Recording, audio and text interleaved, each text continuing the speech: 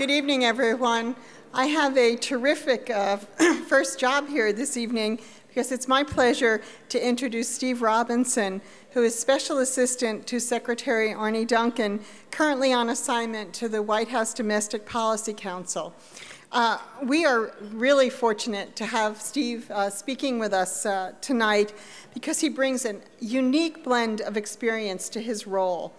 He has more than 15 years of classroom experience in science at the middle, high school, and post-secondary levels, is a geneticist, and he also has legislative and policy expertise developed during his time in the U.S. Senate, where Steve worked for then Senator Barack Obama. We're fortunate to have Steve with us this evening to offer a welcome and brief remarks as we begin our time together in exploring how to integrate science, technology, engineering, and math within, and we believe as levers in getting to the kind of educational outcomes that we're all here to reach through our Race to the Top applications. So Steve, thanks very much. Please come up. Thank you.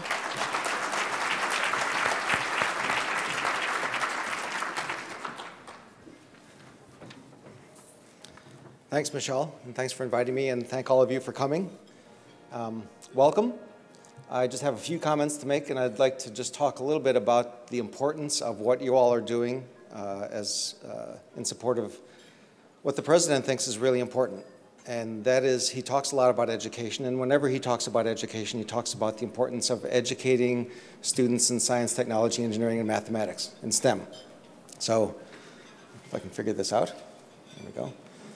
That's who I am. I'm going to talk a little bit about Race to the Top, but I want to put it in the context of things that the President has said about science education that I think are important and really the reason why there is this Race to the Top opportunity, why it's something the Department of Education is very excited about, why it's something that we're very excited about at the White House.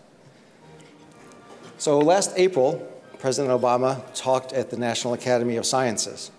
And during that talk, he talked about the importance of all of us to step forward. And he was talking to a group of scientists and engineers that day. But what he said was that he wanted them all to step forward to think about new and creative ways to engage students, to engage the next generation, so that we can encourage young people to create and build and invent, to be makers of things, not just consumers of things.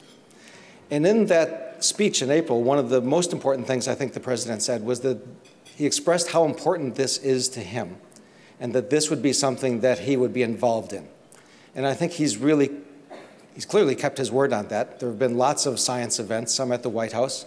I had the opportunity 6 weeks or so ago to go to an astronomy night on the south lawn of the White House that was set up by NASA.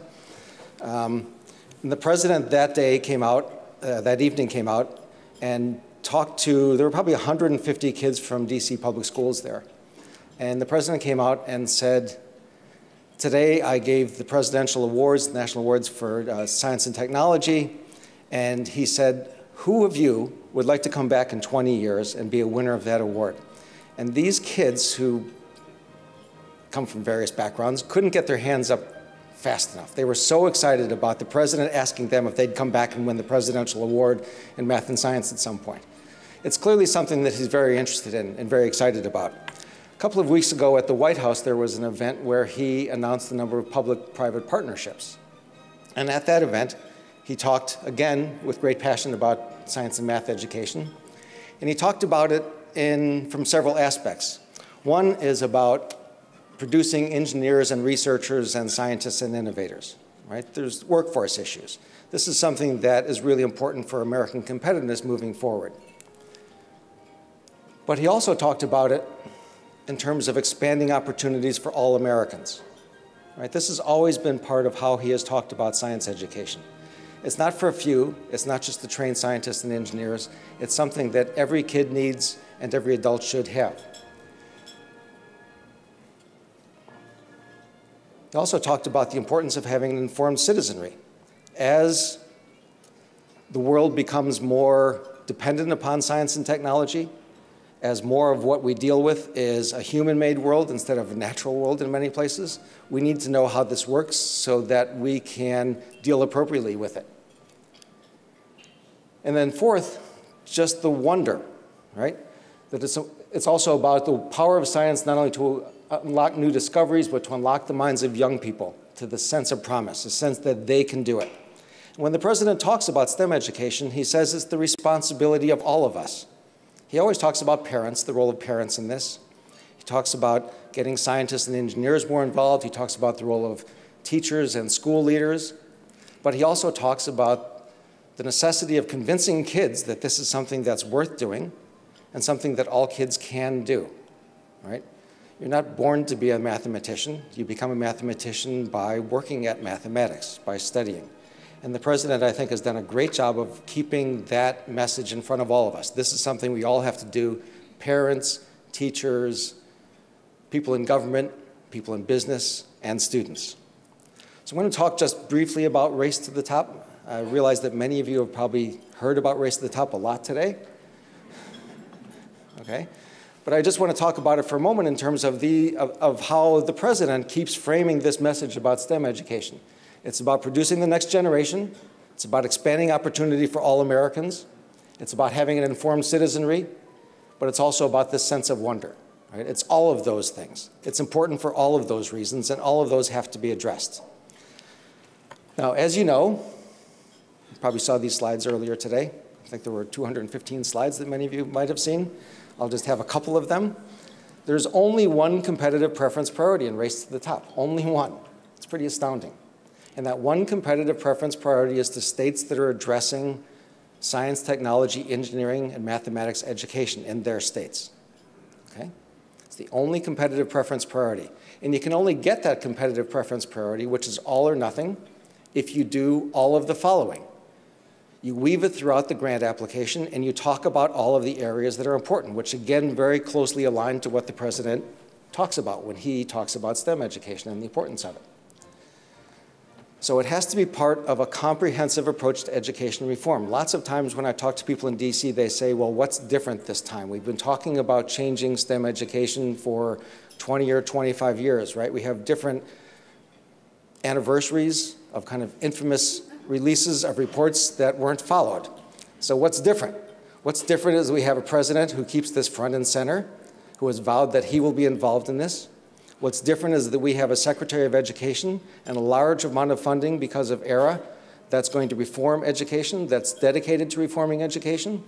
There's lots of things that are happening, and I'm sure you know about all of these. There's not only Race to the Top, there's Invest in Innovation, right, the I3 fund, there's Teacher Incentive Fund, there's school improvement grants, there's all sorts of things that are happening. There's all sorts of reform and change that's going on because of the priorities of this president and the priorities of the Secretary of Education and the funding that Congress has provided, and also that unions and others are willing to say, yeah, we need to think about how to do things differently. Everybody is agreeing that the system isn't working perfectly and it needs to be changed, and we need to do it now. Okay, so among the priorities, there has to be a comprehensive approach to education reform, and I'm sure you've heard a lot about that. And the one competitive preference priority, as I mentioned, was this emphasis on STEM. It's 15 points, 3% of the total grant funding, but it's all or nothing. And some people say, well, only 3%, that's not very much. But in a tight and competitive race, that's, 3% is the difference between Michael Jordan and other basketball players. Right? It's a significant difference if there's real competition. I'm a Michael Jordan fan, sorry. Okay. Now to meet this priority, and again, I know you've heard this, but you have to address these various areas, which again align with how the president has talked about STEM education. That is, there has to be a rigorous course of study, right? It has to be available to all the students in the school and all the schools in the state, right? And this very important part, there has to be a partnership. This is how the president talks about responsibility. It's not just we're going to let other people do it. Everybody has to be involved in this. For things to change, change comes from us, right? Change comes from people who are willing to do it, and it has to be a large group of people if we want to have large change. So there has to be an agreement. There have to be these statewide STEM partnerships.